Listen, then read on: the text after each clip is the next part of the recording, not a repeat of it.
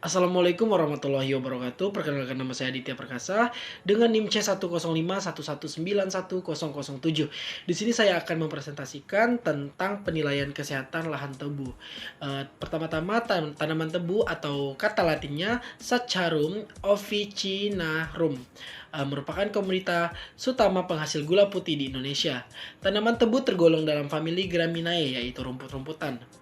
Saccharum officinarum merupakan spesies paling penting dalam genus Saccharum karena kandungan sukrosanya paling tinggi dan kandungan seratnya juga paling rendah. Tebu dapat tumbuh baik pada tanah yang cukup subur, gembur, mudah menyerap, tapi juga mudah melepaskan air. Tanaman tebu di Indonesia dapat tumbuh pada ketinggian 0 sampai 1.300 meter. Baiklah, kita lanjut ke morfologi tanaman tebu. Morfologi tanaman tebu dibagi menjadi 5. Yang pertama adalah batangnya, yang kedua ada akarnya, yang ketiga ada daunnya, yang keempat ada bunganya, dan yang kelima ada buahnya. Selanjutnya akan dilanjutkan oleh teman saya.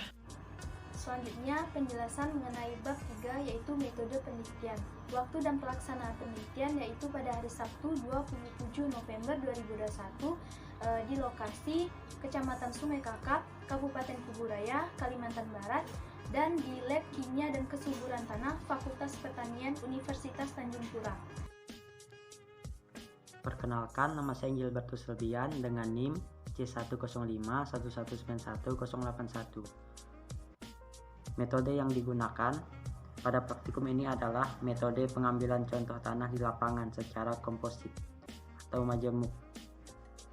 Pada sistem ini menggunakan metode pengambilan contoh tanah yaitu Systematic Sampling atau SYS.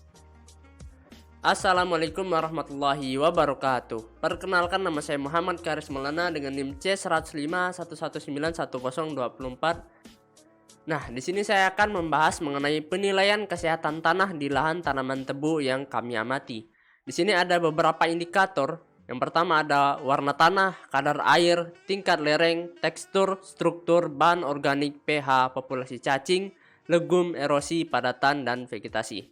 Kemudian ada tingkat dan skor yang diberikan untuk setiap masing-masing indikator. Yang pertama ada baik sampai dengan sangat baik, kemudian ada sedang, kemudian ada buruk sampai sangat buruk, dan di sini ada keterangan. Nah, untuk yang pertama, warna tanah. Warna tanah di sini pada lahan yang kami amati itu buruk ya. Kan untuk keterangannya berwarna coklat kekuningan tua. Kemudian ada kadar air. Nah, di sini kadar air itu sedang dengan kondisi tanah yang lembab. Kemudian ada tingkat lereng dengan skor 3 yaitu sedang dengan tingkat kelerengan 8 sampai 15%. Kemudian ada tekstur. Tekstur di sini untuk lahan yang kami amati itu buruk ya, dengan keterangan liat berdebu. Lalu ada struktur. Untuk struktur pada lahan yang kami amati itu sangat buruk. Bisa dilihat di sini keterangannya teguh. Kemudian ada bahan organik. Bahan organik di sini sangat baik ya, sangat baik. Kemudian ada pH. pH di sini kondisinya sangat masam atau sangat buruk. Untuk skornya keterangannya masam ya, 4,26. Kemudian ada populasi cacing. Populasi cacing di sini skornya 3 dengan keterangan cukup jumlah kotoran dan lubang cacing. Kemudian ada legum dengan skor 3 dengan keterangan 65 sampai dengan 74%. Kemudian ada erosi. Erosi ini dengan skor 5 yaitu sangat baik dengan keterangan bebas erosi. Kemudian ada padatan. Padatan di sini kondisinya buruk ya, atau skornya buruk dengan keterangan penetrasi buruk, tanah keras atau padat. Kemudian ada vegetasi. Vegetasi di sini dengan skor 3 dengan keterangan beragam warna, tinggi, populasi tanaman, dan sedikit sekaman. Baiklah, mungkin cukup segitu pembahasan dari saya. Untuk pembahasan lebih lanjut, saya akan serahkan kepada teman saya yaitu Natasha. Silakan Natasha. Baik, perkenalkan, nama saya Tasya Regar. Saya akan melanjutkan penjelasan dari teman saya untuk penilaian kesehatan tanah di lahan tebu. Berikut ini merupakan tabel hasil penilaian kesehatan tanah di mana dapat kita simpulkan bahwa kesehatan tanah di lahan tebu ini terjadi pada 66%, di mana tanah tersebut cukup sehat.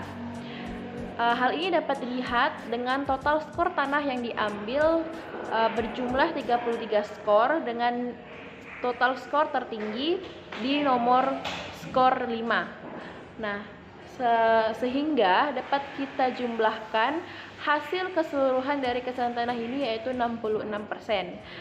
Dan pada penilaian kelasnya, perhitungan ini untuk tanaman lahan tebu ini di kondisi tanah yang cukup sehat. Nah, dapat kita simpulkan bahwa untuk tabel yang di nomor pertama dapat dilihat dari indikator tanah yang nilainya buruk 2 atau 1 yang ditujukan oleh warna tanah, tekstur, struktur, pH, dan padatan tanah. Untuk setiap cuplikannya mempunyai indikator yang nilainya buruk berbeda dengan satu dengan yang lainnya. Untuk indikator yang dengan nilai 3 ditujukan oleh pada kadar air, tingkat lereng, legum, populasi cacing, vegetasi, dan padatan tanah.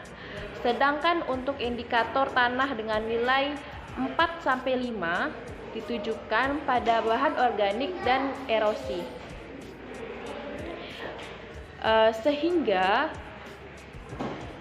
seperti halnya cacing tanah, keberadaan bahan organik dalam tanah tersebut juga dapat memperbaiki kondisi tanah agar tanaman dapat tumbuh dengan baik meskipun tidak sempurna, karena bahan organik yang terdekomposisi sangat tinggi berperan dalam perbaikan kesehatan tanah, dan bahan organik ini yang kurang terdekomposisi dengan bantuan bakteri menghasilkan polisakarida dan berfungsi untuk stabilitas agregat tanah. Dengan demikian, dapat dikatakan bahwa untuk lahan tanah mineral dengan tanaman tebu ini memiliki kesehatan, yaitu tanah yang cukup sehat. Berdasarkan penjelasan saya dan teman-teman saya di atas, dapat ditujukan bahwa tanah mineral mempunyai kelas kesehatan tanah mulai dari tanah tidak sehat, kurang sehat, dan tanah yang cukup sehat. Indikator tanah dikelompokkan ke dalam indikator pengolahan tanah, kehidupan jaya hidup tanah, lalu lintas air dan udara tanah, kenampakan vegetasi, dan kesuburan tanah. Maka dapat dikatakan bahwa untuk lahan tanah mineral ini mempunyai kelas kesehatan tanah mencapai 66% dan termasuk dalam kategori tanah yang cukup sehat. Penelitian ini sangat bermanfaat bagi petani dan pemrakarsa di bidang pertanian dan lingkungan untuk menilai kesehatan tanah di lapangan dengan mudah, murah, dan cepat tanpa belajar dari ilmu tanah yang mendalam, cukup dengan mempelajari sifat-sifat tanah tersebut.